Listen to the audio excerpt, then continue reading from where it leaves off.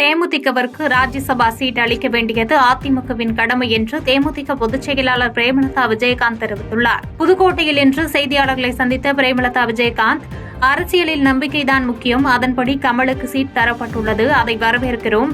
அதேபோன்று அதிமுக பொதுச் செயலாளர் எடப்பாடி பழனிசாமி சொன்ன வார்த்தையை நிரூபித்து காட்ட வேண்டும். தேமுதிகவிற்கு மாநிலங்களவை சீட் கொடுக்க வேண்டியது அதிமுகவின் கடமை.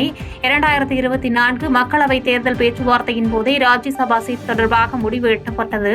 மாநிலங்களவை சீட் கொடுக்கவில்லை என்றால் பின்னர் பார்த்துக் கொள்ளலாம். பொறுத்தவர்கள் பூமி ஆழ்வார்கள். நாங்கள் பதற்றமின்றி தெளிவாக உள்ளோம் என்று தெரிவித்தார். கொடுக்க வேண்டியது அவர்களுடைய கடமை. அது ஒண்ணுதான் நான் சொல்வேன். ஏன்னா 2024 பார்லிமெண்ட் எலெக்ஷன் அப்பவே 5 எம்பிக்களோடு இந்த ராஜ்யசபாவும் உறுதி செய்யப்பட்டதுதான். எனவே தர வேண்டியது அவர்களுடைய கடமை அப்படின்றத நான் சொல்றேன். ரூபாய் 8 கோடி செலவில் அமையவுள்ள ஒருங்கிணைந்த கூட்டுறவு வளாகத்தை அமைச்சர் பெரிய கருப்பன் பார்வையிட்டு ஆய்வு மேற்கொண்டார். சென்னை தீவுத்திடலில் சத்தியவாணி முத்துநகரில் ஒருங்கிணைந்த கூட்டுறவு வளாகம் அமையவுள்ள இடத்தினை கூட்டுறவுத்துறை அமைச்சர் KR பெரிய கருப்பன் பார்வையிட்டு ஆய்வு செய்தார். அப்போது உடன் கூட்டுறவு சங்கங்களின் பதிவாளர் நந்தகுமார், அரசு உயர் அதிகாரிகள் இருந்தனர். தொடர்ந்து செய்தியாளர்களை சந்தித்த அமைச்சர் பெரிய கருப்பன், ரூபாய் 8 கோடி செலவில் 20,000 சதுர அடியில் 4 தளங்களுடன் அமையவுள்ள இந்த ஒருங்கிணைந்த கூட்டுறவு வளாகத்தில் கூட்டுறவு வங்கி, ATM, சுய சேவை பிரிவு, கூட்டுறவு பயிற்சி மையம் என பல்வேறு சிறப்பு அம்சங்கள் இடம்பெறவுள்ளதாக கூறினார். குறிப்பாக சத்தியவாணி முத்து நகர் பகுதி என்பது அடர்ந்த மக்கள் வாழுகின்ற பகுதி. ஆகவே அத்தகைய மக்களுக்கு தேவையான வசதிகள், குறிப்பாக நியாய விலைக் கடை, அந்த நியாய விலைக் கடை இங்கிருந்து வெகு தூரம் அவர்கள் செல்ல வேண்டியது இருக்கிறது. 3 கடைகள் இங்கே இயங்கிக் கொண்டிருக்கிறது. அதே போல் வங்கியினுடைய புதிய கிளை ஒன்று, கூட்டுறவு வங்கியினுடைய புதிய கிளை ஒன்றும் இங்கு எதிர்காலத்தில் தொடங்குவதற்காக திட்டம் தீட்டப்பட்டிருக்கிறது. அதே போல் ATM வங்கியும் ஒன்று உருவாக்கப்படும் என்று பல்வேறு வசதிகள் துறையின் வளர்ச்சியை வெளிப்படுத்துவதோடு இந்த பகுதி மக்களுடைய அத்தியாவசிய அன்றாட தேவைகளை பூர்த்தி செய்யக்கூடிய ஒரு கட்டிடமாகவும், இந்த கட்டிடம் அலுவலகமாக இன்னும் பல்பொருள் அங்காடி இங்கே அமைப்பதற்கான சூப்பர் மார்க்கெட் ஒன்றும் அமைக்கலாம் என்றும் திட்டம் தீட்டப்பட்டிருக்கிறது. ராமதாஸ் தான் என்றென்றும் தனது குலதெய்வம் என்று பாட்டாளி இளைஞர் சங்க தலைவர் பதவியிலிருந்து விலகுவதாக அளித்த கடிதத்தில் முகுந்தன் தெரிவித்துள்ளார். பாமகவில் தந்தை மகன் இடையே கருத்து வேறுபாடு வெடிக்க காரணமாக இருந்ததாக கூறப்படும் முகுந்தன் இன்று கட்சி பதவியிலிருந்து விலகுவதாக கடிதம் அனுப்பியுள்ளார். முகுந்தன் அனுப்பியிருக்கும் அந்த கடிதத்தில், பாமக இளைஞரணியான பாட்டாளி இளைஞர் சங்கத்தின் தலைவராக கடந்த 2024 ஆண்டு நியமிக்கப்பட்டேன். சொந்த காரணங்களுக்காக அந்த பொறுப்பிலிருந்து விலகிக் கொள்கிறேன். மருத்துவர் ராமதாஸ் அவர்கள்தான் என்றென்றும் தனது குலதெய்வம். மருத்துவர் அன்புமணி ராமதாஸ் ஆகிய தாங்கள் தான் தங்கள் எதிர்காலம் என்ற உணர்வுடன் தொடர்ந்து கட்சி பணியாற்றுவேன் என்று உறுதியளிப்பதாக கடிதத்தில் தெரிவித்துள்ளார்.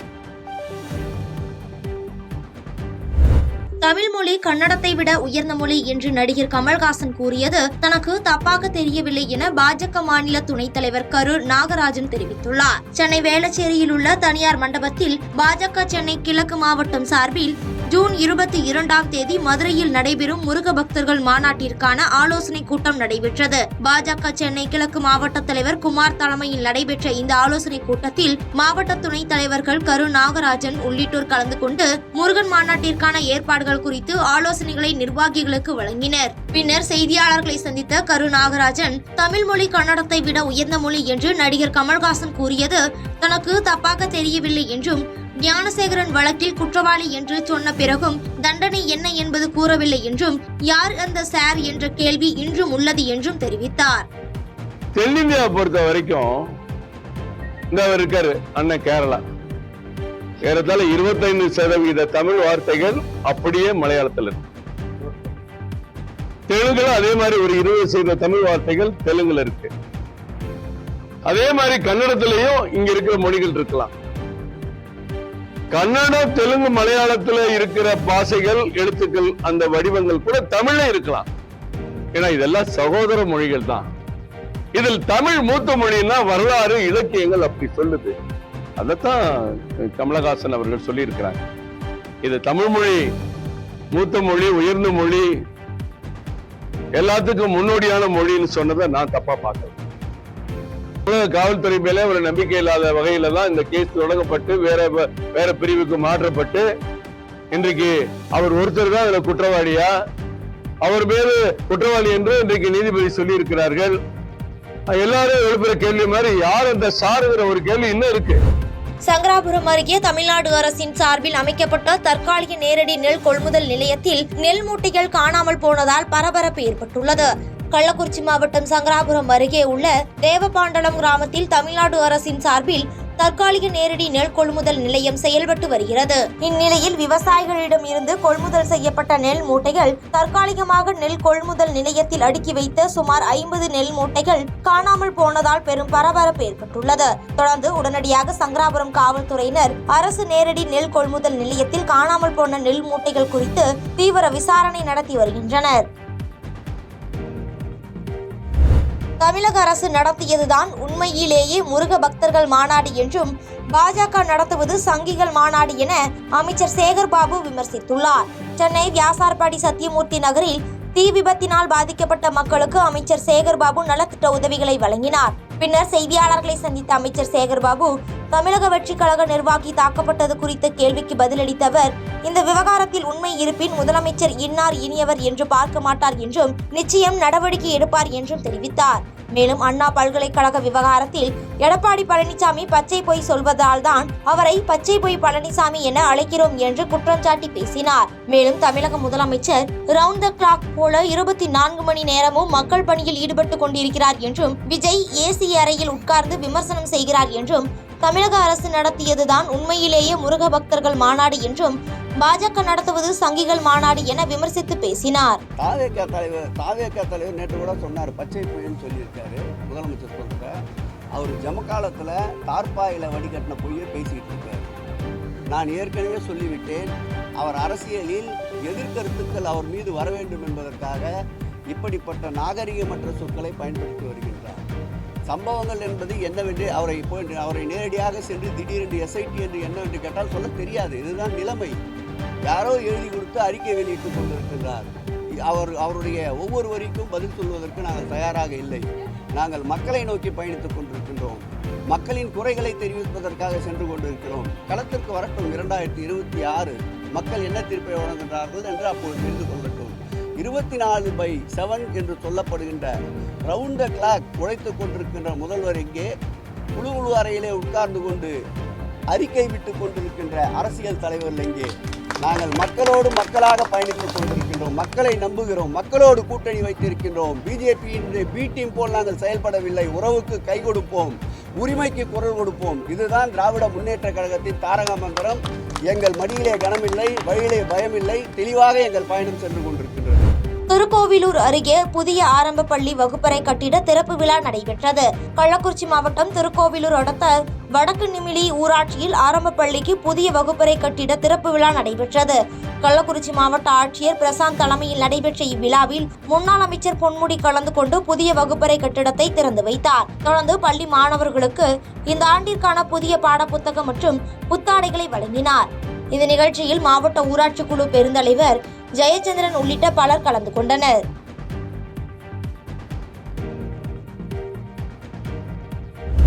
சுங்கச்சாவடி கட்டணம் உயர்த்தினால் அனைவரின் ஒத்துழைப்புடன் பந்த் அறிவிக்க ஆலோசனை நடத்தப்படும் என தமிழ்நாடு மணல் லாரி உரிமையாளர் சங்க தலைவர் தெரிவித்துள்ளார். சென்னை போரூரில் அயனம்பாக்கம் மணல் லாரி உரிமையாளர்கள் சங்கம் சார்பில் தனியார் ஹோட்டலில் புதிய வகை லாரி அறிமுக நிகழ்ச்சி விழா மற்றும் போதை விழிப்புணர்வு நிகழ்ச்சி தலைவர் MK ஜெயக்குமார் ஏற்பாட்டில் நடைபெற்றது. தொடர்ந்து புதிய வகை லாரியை காவல் உதவி ஆணையர் கலியசுந்தரம் உள்ளிட்டோர் கலந்து கொண்டு ரிப்பன் வெட்டி திறந்து வைத்தனர். தொடர்ந்து செய்தியாளர்களை சந்தித்த போரூர் காவல் உதவி ஆணையர் கலியசுந்தரம் லாரி உரிமையாளர்கள் போதையில் வரும் லாரி ஓட்டுநர்களை பணியில் அமர்த்த வேண்டாம் என கேட்டுக்கொண்டார். தொடர்ந்து வரும் செப்டம்பர் 1ஆம் தேதி மீண்டும் சுங்கச்சாவடி கட்டணம் உயர்த்தினால் அரசியல் கட்சி, பொதுமக்கள், தமிழக அரசு என அனைவரின் ஒத்துழைப்புடன் தமிழ்நாடு முழுவதும் பந்த் அறிவிக்க ஆலோசனை நடத்தப்படும் என தமிழ்நாடு மணல் லாரி உரிமையாளர் சங்க தலைவர் யுவராஜ் செய்தியாளர்களிடம் தெரிவித்தார். டோல்கேட்ல அந்த டாய்லெட் வசதி இல்ல.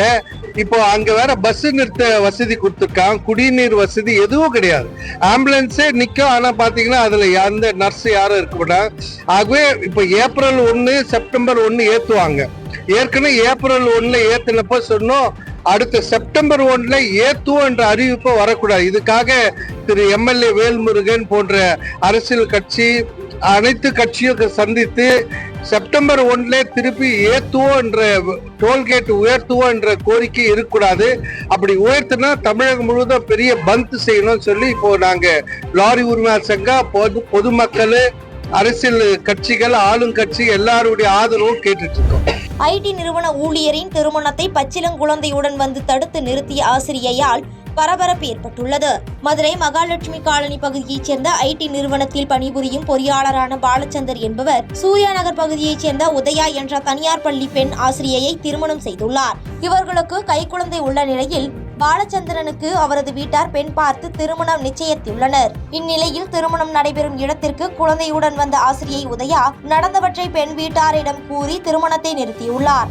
இதனையடுத்து பாலச்சந்திரனை காவல்துறையினர் அழைத்துச் சென்று மதுரை தலாக்குளம் அனைத்து மகளிர் காவல் நிலையத்தில் வைத்து விசாரணை நடத்தி வருகின்றனர். இச்சம்பவம் அப்பகுதி மக்கள் மற்றும் அவர்களது உறவினர்களிடையே பெரும் பரபரப்பை ஏற்படுத்தியுள்ளது.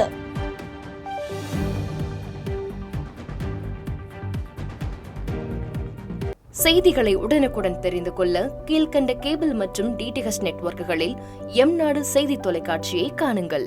பாதகம் செய்பவரை கண்டால் நாம் பயம் கொள்ளலாகாது பாப்பா. மோதி மிதித்து விடு பாப்பா, அவர் முகத்தில் உமிழ்ந்து விடு பாப்பா. அண்மை செய்திகளை உடனுக்குடன் தெரிந்து கொள்ள இணைந்திருங்கள் எம்நாடு தொலைக்காட்சியுடன்.